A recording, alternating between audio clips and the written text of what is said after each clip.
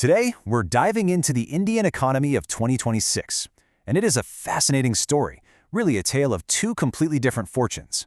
On one side, you have this incredibly powerful domestic engine just firing on all cylinders. But on the other, a perfect storm of global crises is threatening to throw the whole thing off course.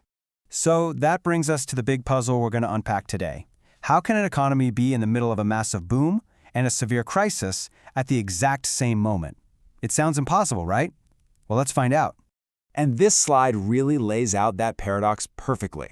You've got the engine on the left. Look at that, a blistering 7.4% GDP growth, a full-blown digital revolution, and consumers spending like crazy. Then on the right, you've got the storm, a massive oil price shock, a brand new war, and a trade deal that had everyone holding their breath. It's a real economic tug-of-war. To really understand what's happening, you have to look at the foundation first. So let's start with the good news, that resilient domestic engine, and unpack exactly what's giving the Indian economy so much horsepower right now. Okay, the headline number that has everyone talking is this one, 7.4%. That's the real GDP growth for the fiscal year, a rate that just leaves most other major economies in the dust. Now, this isn't just a number on a page. It's a sign of some seriously powerful internal momentum. So what's behind that big number? Well, it's pretty much a two-pronged attack. First, you've got Indian consumers spending more than they have in over a decade. This was helped big time by super low inflation in 2025. Thanks to stable commodity prices and a good harvest, people just had more money in their pockets. And second, the government is investing a record amount. We're talking over $150 billion into building things for the long haul, like highways and railways. It's that classic 1-2 punch of private spending and public investment. But there's a secret weapon in all of this, India's digital public infrastructure, or DPI.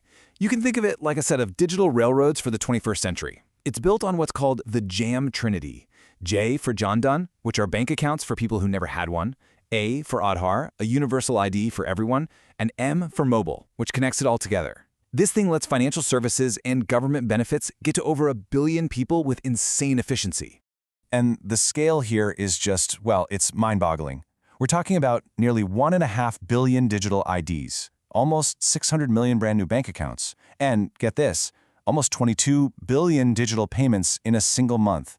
This isn't just some tech project, it's a fundamental rewiring of the entire economy from the ground up. So, with that incredibly strong domestic picture, you'd think it would be smooth sailing from here on out. But in early 2026, a geopolitical double whammy hit, and this is where our story takes a very dramatic turn. Just look at how fast this all unfolded. It kicked off in April 2025 with the U.S. slapping massive tariffs on Indian goods. After a tense year, they finally struck a new trade deal in early February 2026. But just weeks, literally weeks later, a new war breaks out in West Asia. And by the end of March, global oil prices had absolutely exploded. It was one shock right after another. And that trade deal was a crucial piece of this puzzle. To get those crippling 50% tariffs on key exports knocked down to a much more manageable 18%, India had to make a huge concession. It promised to stop buying Russian oil and commit to buying hundreds of billions in U.S. energy and tech instead. So essentially, India traded away its energy independence for access to the U.S. market. And that decision became incredibly painful, incredibly fast. Right after the ink was dry on the deal, the new war caused oil prices to surge by over 60% in a single month. I mean, look at this chart. Prices shot up from a pretty stable $75 a barrel to over $123. For a country that imports 85% of its oil, this was an absolute catastrophe. This quote just sums up the pain perfectly. It was a double whammy. See, it wasn't just that the price of oil in dollars went through the roof.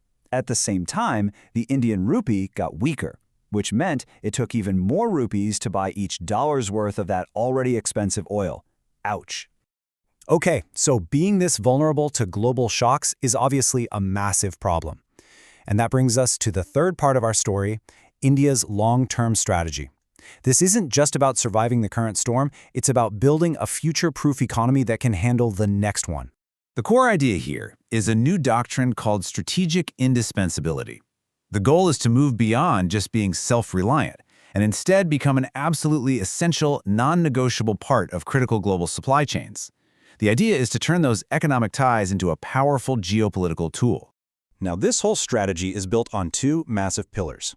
First, a huge investment in building a domestic semiconductor ecosystem.